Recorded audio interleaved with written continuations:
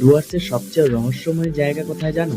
স্বাগত বুকসা tiger reserve, north বেঙ্গলের সবচেয়ে বড় জঙ্গল, যেখান থেকে বাঘ, হাতি আর আমাদের ইতিহাস। আজকে বেরিয়ে পড়েছি আমি ডুয়ার্স ঘুরতে, আর তোমাদের কিছু ইন্টারেস্টিং জিনিস জানানোর জন্য। বুকসা ফরেস্টকে একসময় বলা হতো দ্বৈত সেলুলার জেল। 1930-র দিকে নেতাজি সুভাষচন্দ্র বোসের মতন ফ্রিডম ফাইটারদের এখানে বন্দি রাখা হয়েছিল। তারও আগে এটা ছিল টিবেটে যাওয়ার সিল্ক রুটের একটা বড় রাস্তা। তারপর আশপাশটা একটু হেঁটে ঘুরে দেখলাম, সব জায়গার ব্যাপারে একটু নলেজ নিলাম।